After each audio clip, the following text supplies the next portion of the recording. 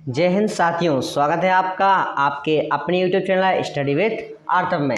चलिए फ्रेंड्स, आज मैं आपके लिए लेके आया हूँ वही सेशन जो आपके पिछला सेशन आपका अधूरा रह गया था। कुछ टेक्निकल प्रॉब्लम की वजह से वो सेशन को पूरा नहीं कर पाए थे, तो आज इस सेशन को हम पूरा कर लेंगे और कुछ इस जो विक्रय संगठन है इसके कुछ क्वेश्चंस भी देख लेंगे जो एग्जाम के दृष्टि से बहुत ही ज़्यादा इम्पोर्टेंट माने जाते हैं क्वेश्चंस। ठीक है फ्रेंड्स, आपको कुछ नहीं करना है। एग्जाम टाइम में आपको सिर्फ और सिर्फ जो वीडियो हम बनाते जा रहे हैं, आपके लिए प्रोवाइड करा रहे हैं, उन वीडियो को सिर्फ और सिर्फ आपको देख के जाना है। आप 100% क्या होगा, आपको ज़रूर सफलता मिलेगी और आपका स्कोर भी अच्छा होगा। चलिए फ्रेंड्स, आज हम समझते हैं। हमारा रह गया था भर्ती के स्रोतों की जानकारी के बारे में रह गया था। दो प्रकार के हम लोग पढ़ रहे थे।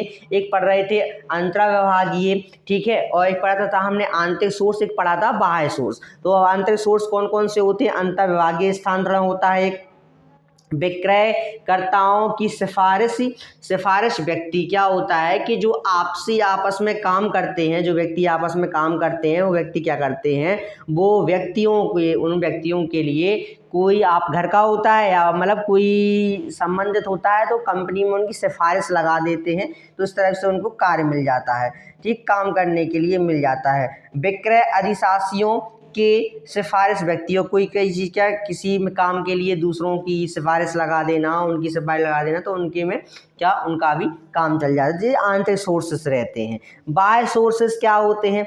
बाह्य सोर्सेस में है जैसे आपकी शिक्षण संस्थाएं हैं, प्रतियोगिता संस्थाएं हैं, अप्रतियोगी संस्थाएं हैं, पूर्व विक्रयकर्ता है, ग्राहकों द्वारा प्रस्तावित व्यक्ति है, तो ये क्या कहते हैं, ये आपके हो जाते हैं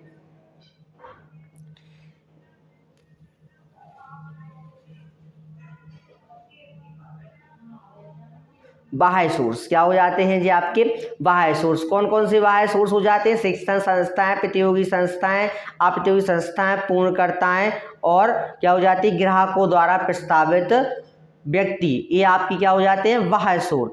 अब हमें समझना है विक्रयकर्ताओं की अभिप्रेरणाएं। विक्रयकर्ताओं की अभिप्रेरणाएं क्या क्या है? Method of the motivating salesman,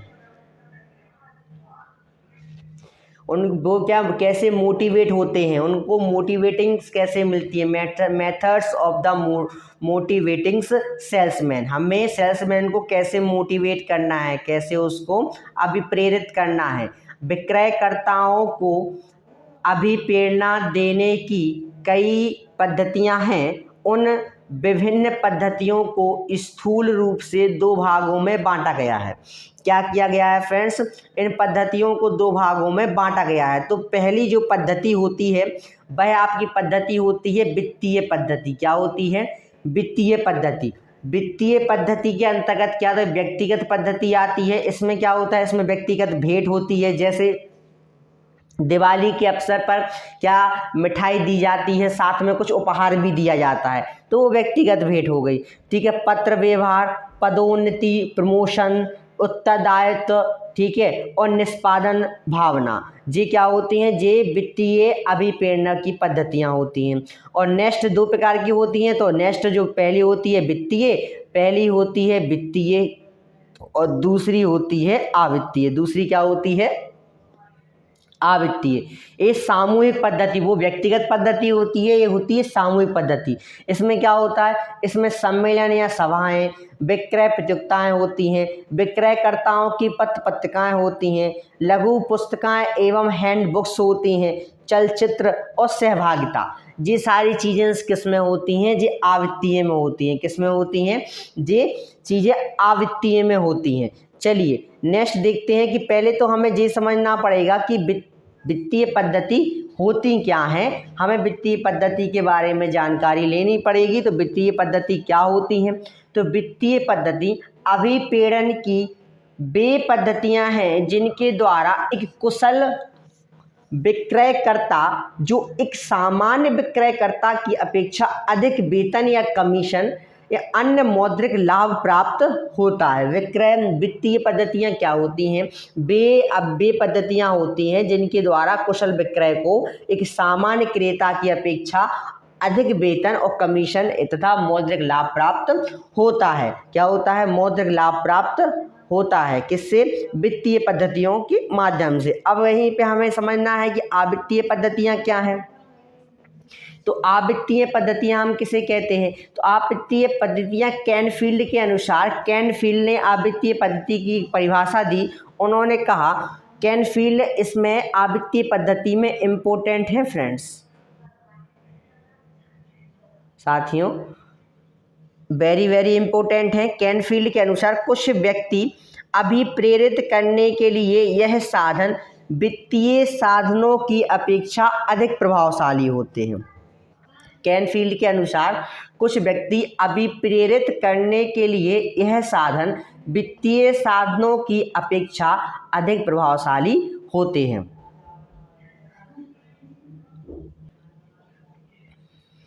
चलिए फ्रेंड्स, हमारे सारे यहाँ पे थ्योरी कंप्लीट हो चुकी थी। हम शुरू से आ रहे थे, जैसे आपने शुरू में इसमें देखा ही था।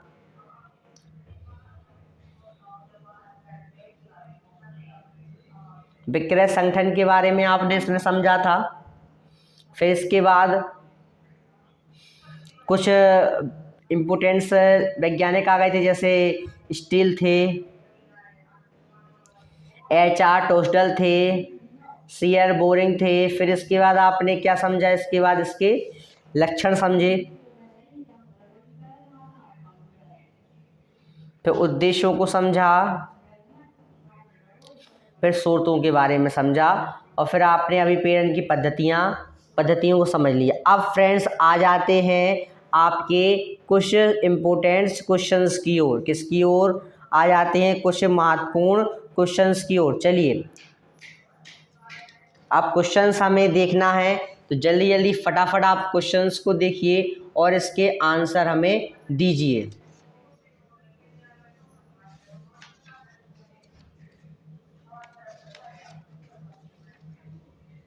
चलिए जल्दी से पढ़िए।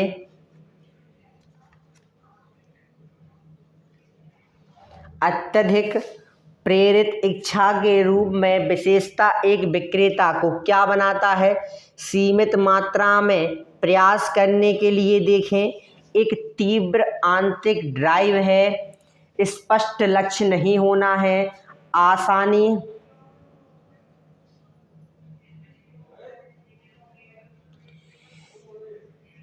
आसानी से छोड़ दो, थोड़े समय के लिए कड़ी मेहनत करें, मेहनत करने के लिए अस्वस्थ होना पड़ेगा। इसका सही उत्तर क्या होगा? इसका सही उत्तर होगा एक तीव्र आंतरिक ड्राइवर है। अत्यधिक प्रेरित इच्छा के रूप में विशेषता क्या है? एक तीव्र आंतरिक ड्राइवर है। नेक्स्ट क्या है? मजबूत विक्रय टीम प्रेरणा बनने की एक सिद्ध कुंजी है। एक क्या है? मजबूत विक्रय टीम प्रेरणा बनाने की एक सिद्ध कुंजी है। तो क्या है? कम प्रत्याशा प्रदान करना, सामान्य पुरस्कार प्रदान करना, कुछ शीर्ष सेल्स पर्सन के लिए पुरस्कार सीमित करना, सेल्स पर्सन पर अत्यधिक दबाव डालना, उद्देश्य बढ़ाएं, एक सटीक प्रत्याशा प्रदान करें। तो इसका सही उत्तर क्या होगा? एक सटीक प्रत्याशा प्रदान करें। इसका सही उत्तर होगा एक सटीक प्रत्याशा प्रदान करें। नेक्स्ट क्वेश्चन की ओर बढ़ते हैं। इसका नेक्स्ट क्वेश्चन देखिए आज के सेशन का। विक्रय टीम प्रेरणा में एक सकारात्मक कारक होने के लिए साधन के लिए यह होना चाहिए। क्या होना चाहिए? एक दृढ़ विश्वास है कि बेहतर प्रदर्शन में से अधिक इनाम मिलेगा। उच्च स्तर का प्रयास होना चाहिए। क्या होना चाहिए? उच्च स्तर का प्रयास होना चाहिए। विक्रेता के लिए अधिक उत्पादन बेचने के लिए होना चाहिए। अच्छी नौकरी से संतुष्ट होना चाहिए। तो सही उत्तर क्या होगा? सही उत्तर होगा एक दृढ़ विश्वास है कि बेहतर प्रदर्शन से अधिक इनाम मिलेगा। चलिए नेक्स्ट देखते हैं आज के सेशन का नेक्स्ट क्वेश्चन। एक प्रेरणा योजना विकसित करते समय एक विक्रय प्रबंधन एक महत्वपूर्ण गलती कर सकता है। तो इसका सही उत्तर क्या होगा? सही उत्तर होगा एक विक्रेता के विशिष्ट प्रेरक ट्रिगर के लिए पुरस्कारों का मिलान करें, उनकी टीम में कई प्रेरक इनाम विकल्प प्रदान करें, उनके प्रेरक सूत्रों के भाग के रूप में तत्काल मान्यता का उपयोग करें।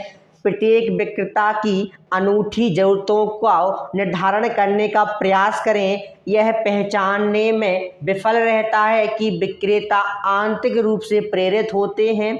योजना के निर्माण में उनकी टीम को शामिल करें। सही उत्तर क्या होगा? सही उत्तर होगा ई फॉर इंग्लैंड। यह पहचानने में विफल रहता है कि कई विक्रेता आंतरिक रूप से प्रेरित होते हैं। इसका क्वेश्चन का सही आंसर होगा। चलिए नेक्स्ट क्वेश्चन की ओर बढ़ते हैं। आज के सेशन के विक्रय प्रेरणा से संबंधित एक मुख्य कारक है। जल्दी बताइए, इसका सही उत्तर बताइए। अप्रत्यक्ष पर्यवेक्षण मतलब होता है निरीक्षण करना का स्तर प्रदान किया गया। विक्रेता की आयु, विक्रेता का स्वायत्त का स्तर दिया जाता है। क्या विक्रेता के पास व्यय खाता है?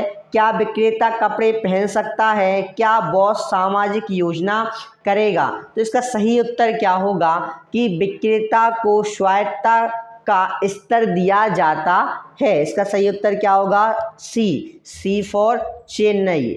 चलिए फ्रेंड्स नेक्स्ट क्वेश्चन देखते हैं आज के सेशन का। एक विशिष्ट गतिविधि कोटा मापा जाएगा तो किससे? यूनिट सेल से। किससे मापा जाएगा? यूनिट सेल से। जल्दी बताइए इसका सही उत्तर। प्राप्त अंकों की मात्रा से। एक विशिष्ट गतिविधि कोटा मापा जाएगा किससे? सेल्स यूनिट से। प्राप्त अंकों की मात्रा से, योग्य संभावनाओं की संख्या से, सकल योगदान मार्जिन से, शुद्ध योगदान मार्जिन से, विक्रय खर्च स्तर से। किससे मापा जाएगा? इसका सही उत्तर बताइए जल्दी से, क्या होगा? इसका सही उत्तर होगा योग्य संभावनाओं की संख्या। क्या होगा? योग्य संभावनाओं की संख्या। चलिए नेक्स्ट क्वेश्चन की ओर बढ़ते हैं। आज के सेशन का नेक्स्ट क्वेश्चन देखते हैं कि आज के सेशन का नेक्स्ट क्वेश्चन क्या है। सबसे उचित लाभ आधारित कोटा है। सबसे उचित लाभ आधारित कोटा है कौन सा? नेट मार्जिन, संचालन व्यय, यूनिट सेल्स, कुछ लाभ, सेवा कॉलों की संख्या, उत्पाद विकास लागत। सही उत्तर क्या है? सही उत्तर आपका होगा कुल लाभ। सही उत्तर क्या होगा आपका? सही उत्तर होगा फ्रेंड्स आपका कुल लाभ। सही उत्तर क्या होगा इस क्वेश्चन का? कुल लाभ। चलिए नेक्स्ट क्वेश्चन पे चलते हैं। एक विक्रय प्रतियोगिता के सफल होने के लिए यह होना चाहिए।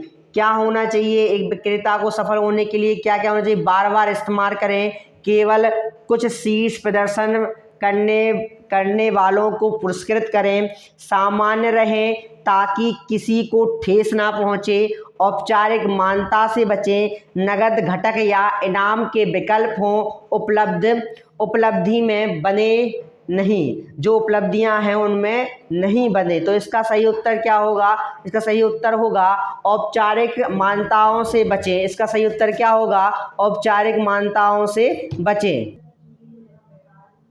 इसका सही उत्तर क्या होगा? औपचारिक मान्यताओं से बचें। बिल्कुल सही उत्तर होगा आज के सेशन का। चलिए फ्रेंड्स चैनल को सब्सक्राइब कर लीजिएगा जिससे आने वाली वीडियो की आपको तुरंत अपडेट मिलती रहे। और वीडियो के अंत तक बने रहने के लिए बहुत बहुत धन्यवाद फ्रेंड्स।